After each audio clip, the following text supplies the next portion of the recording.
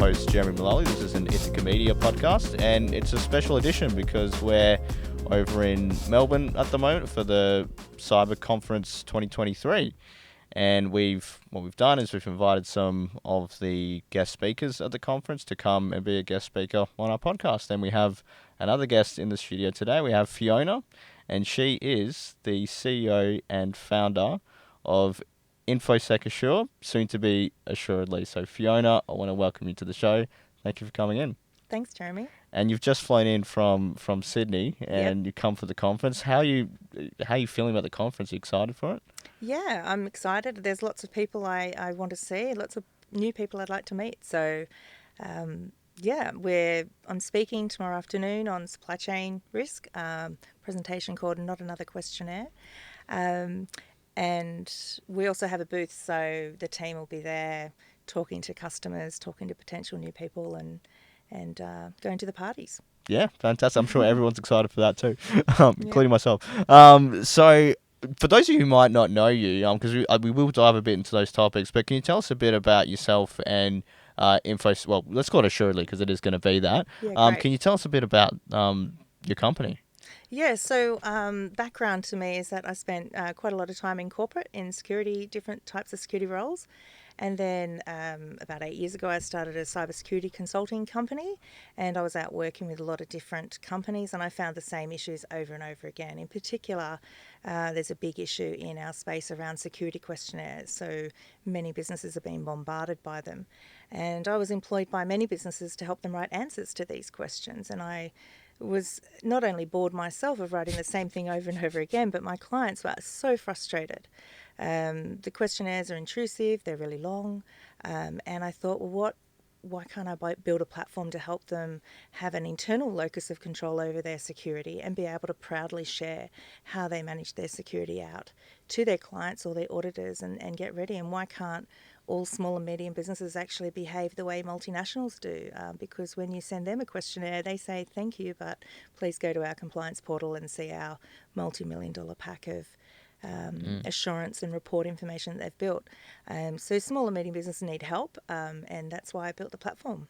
Yeah, great. And you were saying something earlier as well before we got on, was this, I guess, like demystifying of what cybersecurity is and just making that a lot more, I suppose, transparent and easily communicated. Do you find that as a general challenge in the cybersecurity industry of that bridge, that sort of gap that's there with demystifying what's there? Yes, definitely. I think our industry, having been around for a long time, our industry typically ran and still does run on FUD, which is fear, uncertainty and doubt. And you see there's a lot more investment in security after large breaches, and when people get worried and when particular industries are hacked, and they're acting on that fear, the fear that they may be next. And that's typically, typical for most industries. So in terms of the confusion and demystifying the actual controls, I think the questionnaires and the way the technologists have approached security over the years is quite confusing. I mean, and some of the topics can be very complicated. Like if you want to talk about cryptography, if you talk to a mathematician who develops algorithms, that will be a very different conversation to someone who knows how to create a setting in Microsoft, which is to turn on a particular cryptographic control. It's very, very different skill sets. But look, it's a fairly new industry. I mean, it's newer than stonemasonry, and it's newer than the internet, I guess, slightly newer than the internet. But look, the threats haven't changed over the years, really. The volume may change and the media may hype up more, and there may be more data breaches because there's more data. But yeah, I think the controls, I mean, I'm very passionate about making controls and making the security, I guess the best way to describe it is how you set up each control. I'm very passionate about demystifying that for all businesses and making that clear and easy to understand, because security isn't hard. but there is a lot of controls that you need to take into account. So in the platform I've built, we have 16 practice areas, and no matter what standard or framework you want to align to, whether it's SOC 2 or NIST cybersecurity framework or the Australian government one or 27001, there are dozens and dozens of frameworks out there. All of the controls we've proven actually fit into these 16 practice areas. And some of those practice areas are technical. They're network security, they're cryptography. Logging and monitoring is quite technical because we're taking data logs from one place and putting them in another and wanting to monitor those. But other practice areas are actually process driven. So corporate governance, having an identity and access management standard in place where you define for your organisation how people are going to access your company. So I think all of those controls can be confusing for companies, and that's why I'm passionate about demystifying and making it easy for people. Yeah, and changing that, and changing that environment. And I want to touch on, supply chain now, because that is something you're talking about at the conference. When you talk about supply chain, I suppose what are the risks along there when, like, for a corporate and enterprise world? Like, what are the issues that are faced from a cybersecurity perspective? Look, there can be many. I think the best way to describe it is to give you some real life examples. Yeah, so if we think back a few years ago, there was a large homeware store in America, which most people will remember. They were attacked and they had, I don't know, tens of millions of credit cards stolen. Yeah. Now, they were attacked because their air conditioner, or their what we call HVAC, and HVAC is heating, ventilation and air conditioning, basically. The environmental control company who was managing some of those types of facilities for their retail stores was hacked. So, and then that system was able to get into the POS system, which is otherwise known as a point of sale system, which is the cash registers and that sort of thing in basic language. And so the malware was transferred from that air conditioning company or that HVAC company through to this massive retail store. What's another example? Suppliers aren't... I'll tell you another example. A couple of years ago now, in the States, there was a huge gas outage because one of the gas companies had been hacked. And so I think that was to do with a VPN password or something. Now, the impact of that was not only that planes stopped, planes weren't able to run because they weren't able to get the fuel, but the media had, obviously notified a lot of people that there had been a breach, and this is why there was a gas shortage, and they weren't sure when the supply lines would pick up again.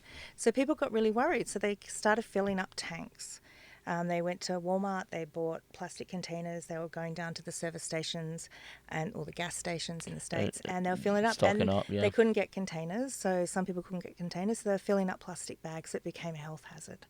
So you can see how some supply chain events can then have multiple effects. Yeah, there's a domino effect of the implications it has there, Yeah. So the final example I'll give you is a few years ago, well-known laptop provider. So this is an example of when suppliers aren't always trying to do something bad, but by not having good management of your supply chain, there may be security fallouts, which you need to be aware of. So this laptop provider was providing laptops out to the corporate community.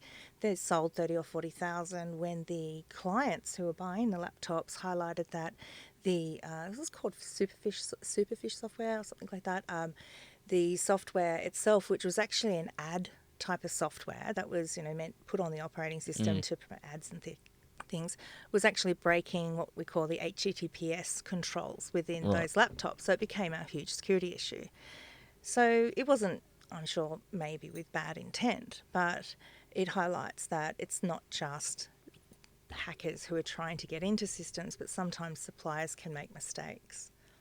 And because you're, like, in your own sort of experience with who you're working with, it's generally those more in the small business sector.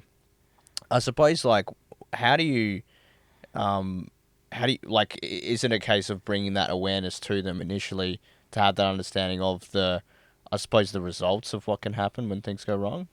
Yeah, I think one of the key things for medium-sized businesses and small businesses is that they are aware of the assets that they're using. Mm. Often they're just buying software or buying technology, or they're even outsourcing to their IT service providers because they don't have an internal IT capacity and they don't really know what they're using. They don't know what software it is. They don't know where their data's being stored, for example. So that's one of the things you can do in Assuredly. You can set up an asset register, which is basically what is the software we're using. We show you how do you find out where your data's being stored.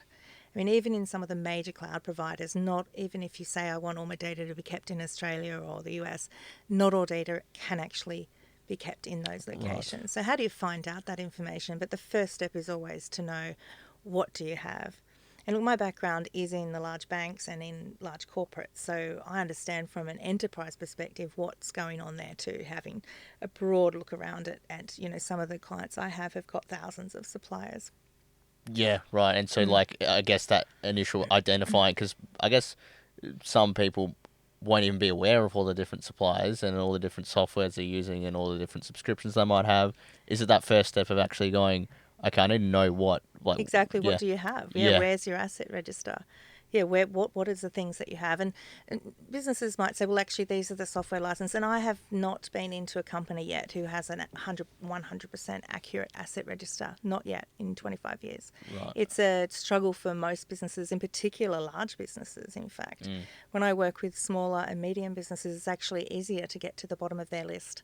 But still, even small and medium businesses are typically running about 100 to 150 what I call assets. And assets can be, we think about them as four different types. So they can be technology. So that might be, and we categorize them as things like software, and it could be software you buy and you put on your computer, or SaaS-based software, which is software as a service, which think of Facebook or yep, Microsoft 365.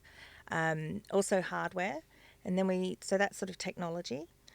We have information assets, which are what is the actual information. So you've got HR information, employee information, you've got financial information, and you've got information that your company uses for whatever type of work that they do.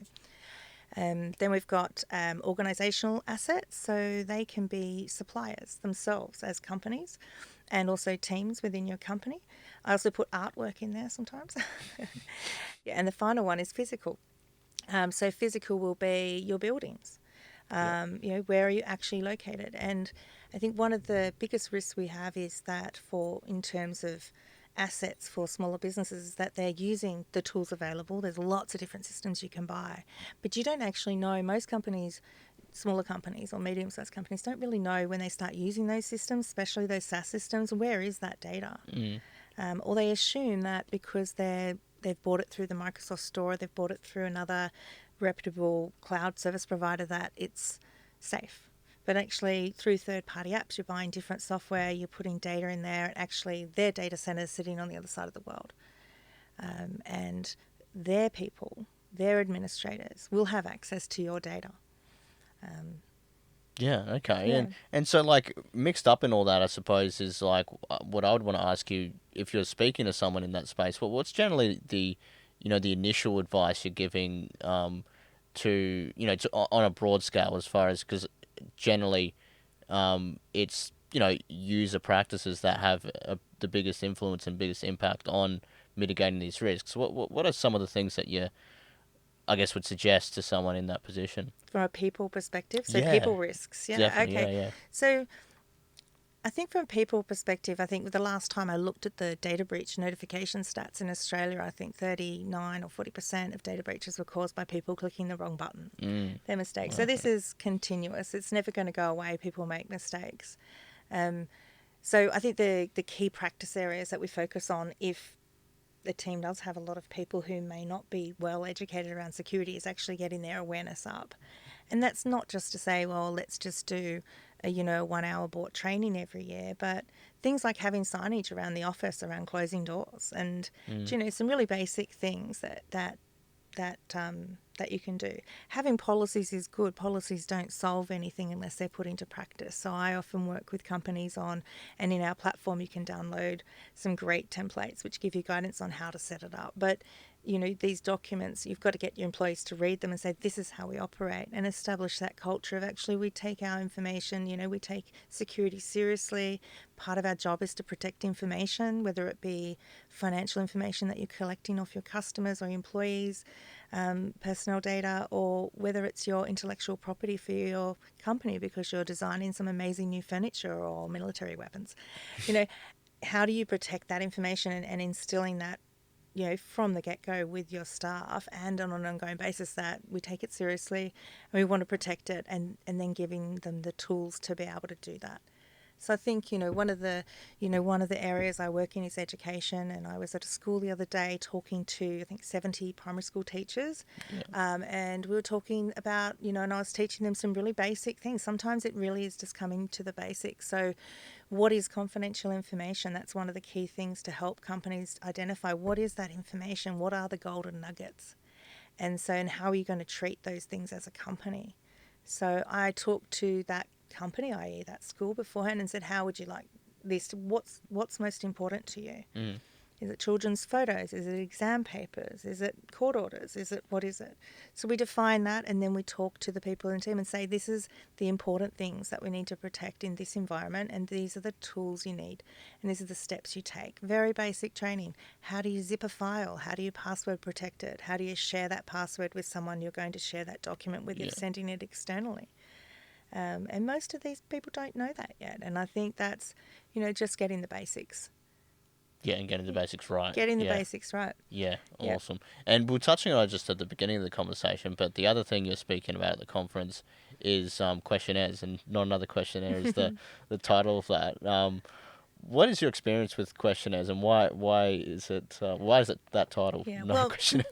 Well, imagine being bombarded with the same question day in, day out, and the same questions day in, day out all through the year. That's what security, CISOs, IT people, risk managers, and medium-sized businesses are experiencing. So each time these companies want to work with a new customer, or maybe it's part of an audit process because they're trying to get a new certification or framework stamp of approval, they're being sent questionnaires. And they're the same questions, just asked in very different ways.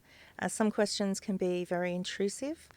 Some questionnaires can be incredibly long. So I think the largest one I've come across is 1,200 individual questions. Wow. So you imagine if you're a small business and you're looking to sell something for, I don't know, $20,000 or $50,000 a year to a client, and they send you 1,200 questions. That you don't even have the security resources to answer. Often they're going to consultants to help scribe all those answers up.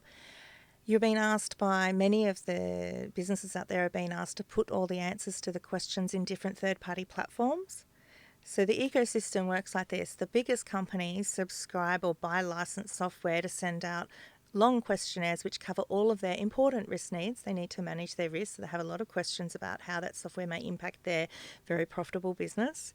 So big questionnaires, and then they send it out to all their suppliers because it's very efficient for those companies to do that. If they've got to send out to 3,000 suppliers or 5,000 or 200 suppliers, sending out the same questionnaire makes sense. But those 500 companies are receiving that questionnaire also, that's not their only client. They've got 10 other clients, let's say, who are all sending them a separate questionnaire and being asked to put their information in different platforms. So now that business is actually more at risk because they're not only put their information, they're not having to answer all these questions, which is a horrible experience for most companies, even savvy companies, but having to put your security information, what you do well and what you don't do, in third-party platforms, not even owned by that client. So one of the practice areas we talk about is supply chain management. And so really when you think about sending a questionnaire to someone, what you're saying is, can you put all your security information into this form or into this portal and give it to us? Okay, that's supply chain risk management for the client. But another area is information security program governance. How do you manage your security information? How do you protect that and keep that secret? So you imagine it's a bit ironic that if you get to that section and then they say, do you protect all of your security controls and the information around it? And you say yes, but at the same time, you're madly typing up all that Yeah. information into a third-party platform. Yeah. So have you got to assess that third-party platform first? Okay, so maybe you need to send a questionnaire out to the third-party platform to get them to answer your security questionnaires before you can put your answers to their security questionnaires into that. Like Yeah, it's a, and it's it's a endless. Yeah, cycle. yeah, So it becomes a power dynamic around that. It's an economic market power struggle. So if you're a bigger company and you're sending out a questionnaire to a smaller company, they're much more likely to do what you say because they want the deal. And that's where I feel that it's unfair, that I think that, and that's why I built, one of the main reasons why I built the platform. yeah, Obviously, our platform does a lot more than just help companies answer security questionnaires. But my passion is about saying, well, actually, if you're a small, medium, or even large company, you should have an internal locus of control over how you manage your security. You should know how all of your security is managed, your security controls are in place, and also your gaps and weaknesses and risks. And you should be prepared and willing to share the right amount of information to anyone who asks. So, anyone, I mean anyone who you choose to share that with. So, potential customers, yes, get a non disclosure agreement and then share your security capability report with them, telling them all the great things you do. You may highlight a couple of areas where you've chosen not to invest. But answering questionnaires over and over again in multiple platforms is really hindering that supply chain. yeah, yeah, and creating a like an unnecessarily stringent sort of process and an Yeah, unnecessarily and difficult process. And actually, if the intent of our industry is to have good due diligence, because if you remember back to my examples of the air conditioning provider and other things where there's supply chain impacts, if the intent of doing supply chain due diligence is to ensure that we have visibility over security controls, then you need to have good information. That information that you provided needs to be needs to be relied upon. If you've got certain businesses who are being bombarded by security questionnaires, I promise you, there are people answering those questionnaires going, oh my God, just say yes, yes, yes, yes, yes.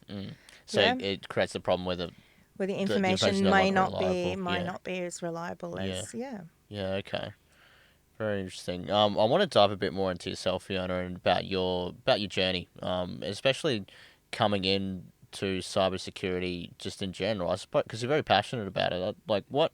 How did you first get interested in this field, and what made you want to first enter this field? So it was back in the early noughties, actually maybe a little bit before that. The Spam Act had come out in Australia, which was basically an act which says you can't send messages to people without their permission. And so I had been in sort of compliance roles before that, and process orientated roles, and I became the messaging manager for Westpac, which was basically I governed that process around making sure that that particular bank's marketing arm weren't sending out messages willy nilly without permission, and the broader team I worked in, we were managing all the email infrastructure. We were doing things like shutting down the fax systems and turning them into electronic fax systems. And so I became aware of that time around cryptography and how PKI and PGP, which are basically cryptographic standards. You don't hear those terms too much anymore, but it's basically where you and someone who you want to share information with both have a key to that information, and you put that information into a box and you lock it with your key, and they can only unlock it with their specific unique key. That's the easiest way to describe that type of cryptographic information transfer. So I became aware of that and I thought, this is really cool. And I really like that sort of how do we keep secrets and how do we manage technology and how do we do it not just ethically, but, with good security. And so I went to, I think it was the head of the e-channels team at the time in Westpac, and they had only had about 10,000 banking staff, and I sort of really want to work in the security team, and I waited a few months and then a few more months, and I just kept asking, and eventually they gave me a job. That's sort of how I remember it. So yeah, I ended up in that team for quite a few years, and I ended up managing all of their token infrastructure and a range of things in security, and really cut my teeth in the banks. And the banks are a great place to do security. They've invested heavily in security over the years. They were heavily and still heavily targeted by hackers, in particular in Australia for the banks, because we don't have many banks. I mean, that's changing over the years, but back in the day there was, 4 or 5 major banks. So if you sent a phishing email out to every Australian email address you could find, you'll have a 1 in 4 hit of getting a Commonwealth or Westpac or an NZ customer. So Right. Yeah. it's fairly easy to target, where in other countries they may have 250 banks. So if you spray out emails, there's a lot less chance. So it was lucrative. So there was a lot of investment, and there's a lot of great people who grew up in the banks in security. And so I took those skills, and then I was the head of cybercrime for a large data bureau, and which really gave me exposure to a range of other types of security technologies and data. And then I thought I'd reach out and do my cybersecurity consulting company about 8 years ago, and that was great because I got to work in lots of different industries with my team and really go in and solve specific problems for companies. So I work for medium all the way up to large companies, really providing support for CISOs, providing on strategy, as well as managing large supply chain assessment programs. So one of our clients was a financial company. We assessed, there was a legislation that came up called CPS 234 a few years ago. And like any legislation in Australia which is targeted and aimed at banks, they get a lot of investment and a lot of work gets done. So that really made a change around supply chain in the Australian industry anyway, because there's a lot of suppliers to the banks in Australia. So if the banks have a piece of legislation thrown at them which is security focused, then the wheels turn around security for that supply chain. So there were lots and lots of questionnaires sent out during that time, Yeah. and lots of suppliers were asked to sign new contracts. And so I was a part of some of those programs, and that's where I really started to see the problems that extensive supply chain due diligence can create, and wanted to help the other side of the fence, help those companies who were being impacted by market participation, by those questionnaires, and by the requests by their potential and current larger clients to really uplift their game in security. And so that's why I built the platform. Yeah, and that Ken brings us to assuredly then. And Yeah. you were mentioning before we got on that you haven't actually met a lot of people like yourself in this space as far as being a sole female founder. I think, is that correct? There's I've met one other solo female founder. There are other female founders and brilliant, yeah. but there's very few. I've only met one. So if you're listening and you are a solo female founder in cybersecurity, please contact me. Yeah, and me, we'll come on the pod. It'll be Yeah, good. yeah, we can create like a team. But yeah, there's one other person who I've met. But there are quite a few other female founders who are either, there's a couple of them, well, there's one other company I know Sure. who's Yeah. two female founders together, Yeah.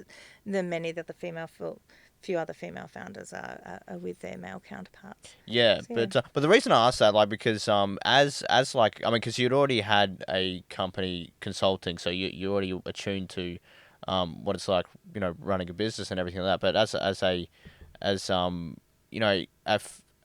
a founder of a startup, effectively, like startup in A tech software, startup. it's a different space, of course. Yeah. So, and being, I suppose, solo on your own in that sense, like, I guess, what were the main challenges of that, as far as not having either a partner or a group of other partners as well? Were there certain challenges you faced just being on your own in that sense? Yeah, I think you do have to put more effort into having a great advisory board.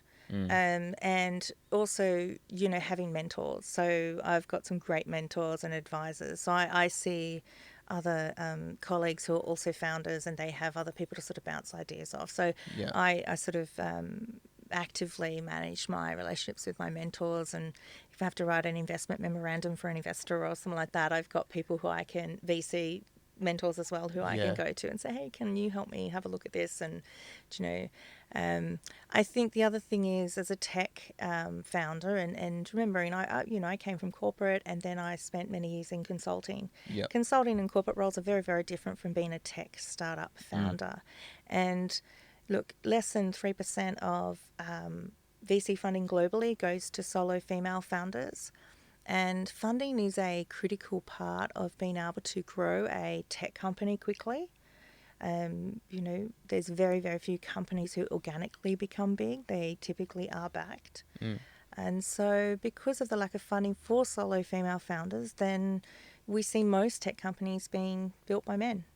And because they're getting a lot of the funding. So I'd love to see that change, and I have relationships with women in who are check writers or influence the investment space, but I'd love to see more of that. There is more of that coming out with more funds having diversity requirements around what percentage of their funds they're going to put towards female businesses. And a couple of people, and I can't quote this categorically because I haven't seen the research myself, but I've been told twice in the last week that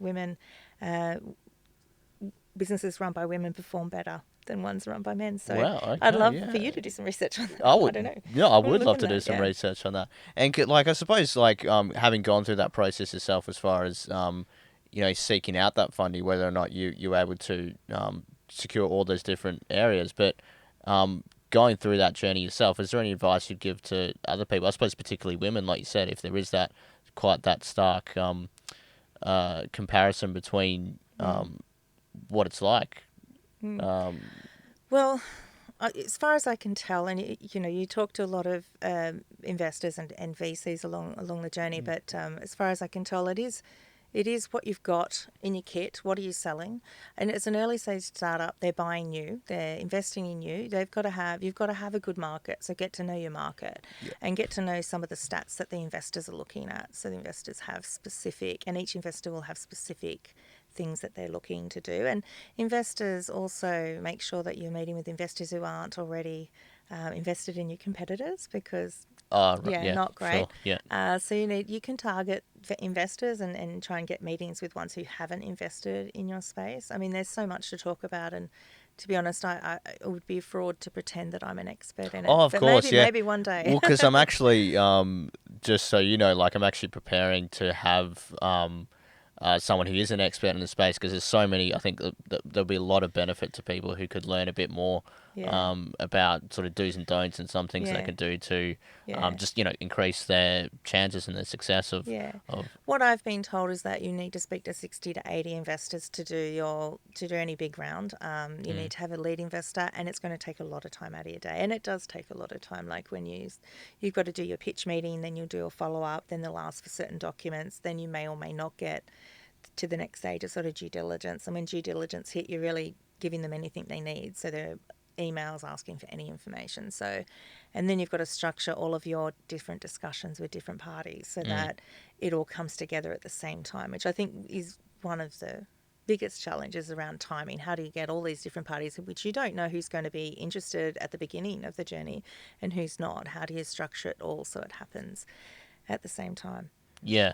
Okay. But you said something earlier that I found really interesting, as far as the mentors that you have around you, and I kind of want to broaden that to ask you around what sort of importance has your network been to you, whether it has been people who, I guess, fulfill that mentor capacity, that they've either gone through it themselves, or they can advise you on certain features that you need advice on. But also just people who might be able to connect with someone else, or you might be able to go to for support. Like, how important has that been in your experience, Fiona? Incredibly important. I'm a single mum and a solo founder, so without my support network and mentors, I don't think I'd be anywhere. So I don't really think about this specifically in terms of categorizing people in my life, but it is a bit like that. So I've got a mentor who is a VC. So, but I wouldn't be going to him to ask for advice on my marketing strategy per se. But if I'm writing something for a VC, I'll get him to go through it. I've got advisors on marketing who are specialists in marketing. So, so I think you need a mentor specifically for areas that you're not good at as well. So that's sort of how I've thought about things. And then from a life perspective, I could not do anything without my mum, who helps with my 6-year-old son when I'm at conferences like this, and my friends who cheer me along the way, because being a founder is a lonely journey, whether you're solo or not. I think most founders would agree with that. You've got to have this, you're building something from absolutely nothing. And lots of people will tell you along the way that it's hard, that it's, that you're in a way too competitive space, that, why did you give up a lucrative career to do this? Like, why are you doing this? And founders, all the founders that I've met, were very similar in terms of we're builders. We build things, we're never going to stop building them. And most founders have at some point in their life found that it's more satisfying to build something out of nothing, and not for a corporate, but to try and make it. And that's what I'm doing. So you've got to have a very optimistic view of life as a person, and you've got to take the knocks and get straight back up again every day. Yeah, and is it a case of having that commitment to the point of like knowing what that end goal, that end vision is for yourself? Yeah, I think so. And people have asked me before, where do you see yourself in 5 years? Where do you see yourself in 10 years? Now, depends who's asking you. I mean, do you want to be a unicorn? I think everyone, but would you say that's your goal? Probably not. Probably I think not. most unicorns get lucky in some way or another. And I think that whole network thing that you asked about before, I think that's a really interesting area, which is more difficult in Australia, from what I can tell, than in the States. I think there is less sort of support for startups in Australia. There's obviously less capital here, but in terms of actually, getting those sales, because that's the most important thing. And that's, as a cybersecurity expert and a corporate person and someone who's done consulting, sales isn't, and most founders, sales isn't naturally their thing, unless they're like building something that is sales orientated. So they're a founder of some sales tool, but most founders are building something nothing to do with sales. So I'm building a assurance platform for medium businesses to help them with cybersecurity and ethical AI deployment. I'm not building anything about sales. I've had to learn about sales. And I think it's good if you've got sort of some experience. That's been helpful for me, having worked in big companies and seeing big sales team operate. I think that's really helpful. But from a network perspective, you really do need, when you're a startup, you need introductions, you need leads, you need people to give you their time, and you need people to take a chance on you, especially in early stages when you've just built your platform. Mine's been out for 18 months now, but when it was first launched, we're taking this platform that's MVP to people and saying, give us a go. We're doing this differently. So it's not just changing people's minds, but getting in front of them and being able to say, please partner with us. We're going to make this really big, and we want to work with you. And please pay us for it. Yes, exactly. That would be nice too. Yeah. And you were mentioning earlier, like, how much of it is tied to yourself as well. And are you finding it easier to separate that? Like, even though it is like your project and you've like, you because you have started it up, like, are you finding it easier to like separate yourself from what assuredly is as a platform? Yeah, I think, I've talked to a few people about this before, where, founders build something and it's their baby and they don't want to let it go. Yeah. I think I've always been of the opinion that once it gets to a certain size, that I'll probably be the creative director. But right now, in an early stage startup, you have to be everything. You've got to be, everyone's on board and everyone's doing everything.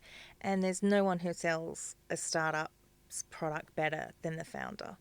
So, that is pretty much, I think, a universal truth. And get in touch with me if you don't believe this. But, someone who's built something from nothing, and if you can get them in a room and ask them to explain what they've done, I think they probably do the best job at it. But at some point in time, those founders need to move on, and they need to take a role in the company so the company can grow.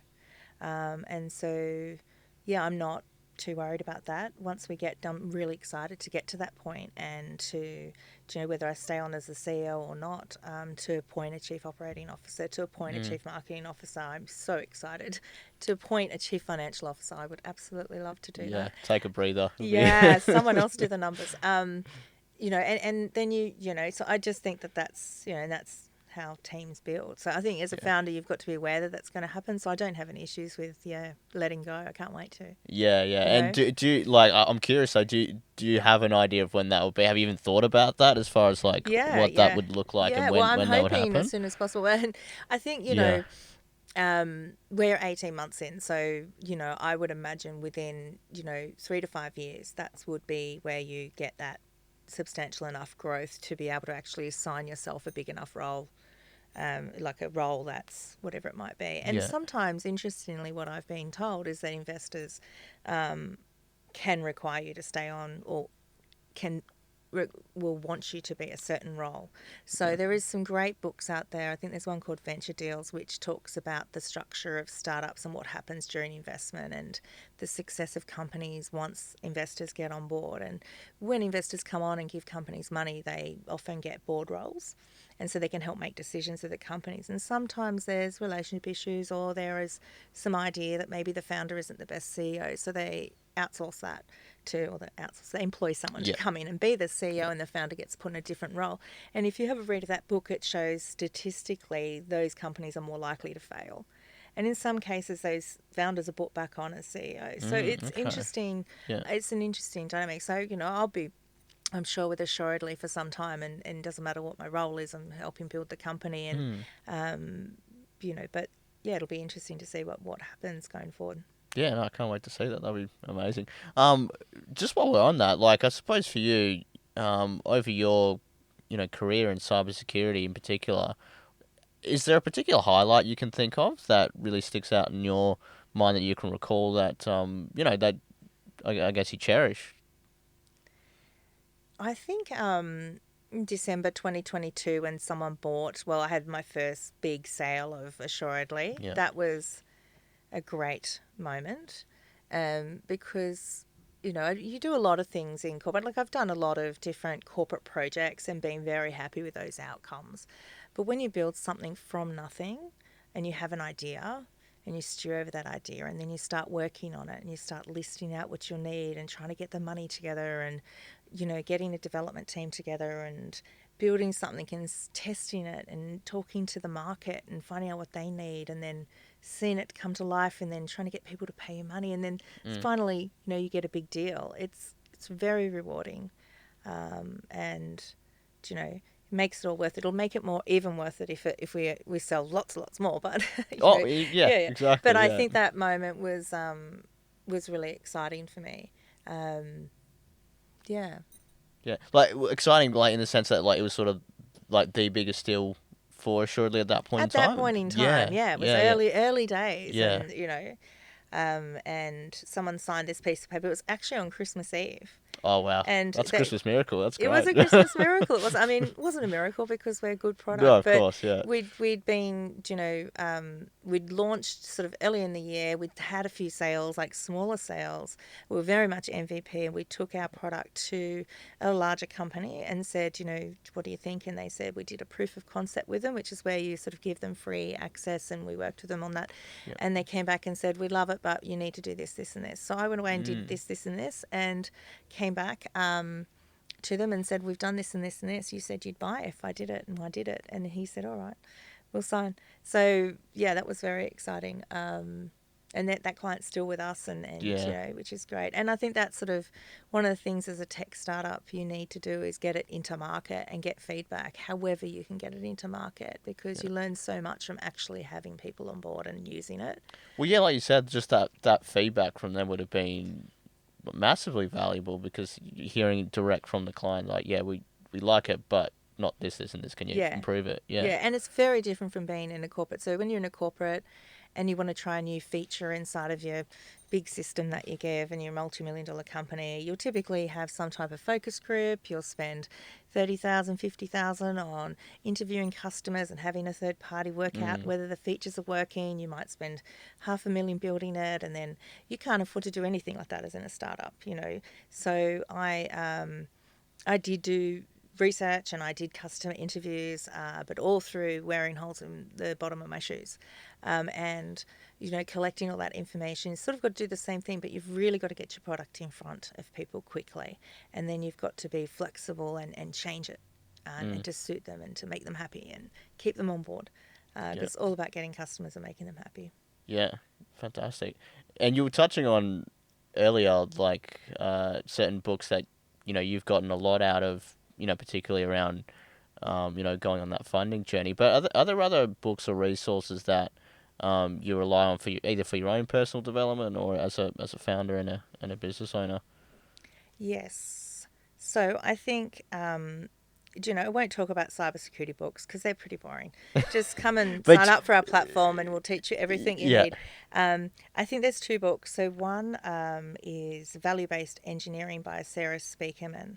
And it's a fairly new book in the last couple of years. She writes on AI and ethical AI, and that's part of what Assuredly will be doing, ethical AI assessments and helping with the new type of governance that will be coming out soon with AI legislation and regulations, which will soon be coming out.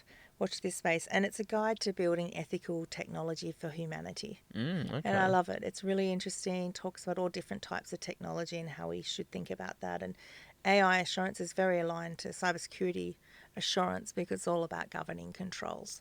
The difference with AI is around that human aspect, like what are the impacts to humans. And the other one is Women in Power Manifesto by Mary Beard. And she's a professor. And I think this particular book, she calls it a manifesto, but it was basically a lecture. And then she made a small book out of it. And it's about when it comes to the silencing of women, that Western culture has had thousands of years of practice. And it's just really interesting to actually be given that insight into some of the potential subconscious parts of us as human beings as they've come through the years. Yeah. Okay. Very fascinating. Okay. Well, unfortunately, we're getting to the end of this episode, Fiona. But how can we find out more about yourself and more about Assuredly as well? So you can go to either website, infosecassure.com.au, but most importantly, assuredly.co. There's a contact form there. You can get in contact with me and my team. We'd love to meet you. We'd love to have you come on board, come and have a trial, talk about cybersecurity. Fantastic. Awesome. Fiona, I really want to thank you for coming on the Thank show. you, I've had a Jeremy. really good time chatting to you, and I hope that we get to chat again. Let's get to a conference party. Yes, absolutely. Good stuff. Thank you, Fiona. Really appreciate it. Thanks.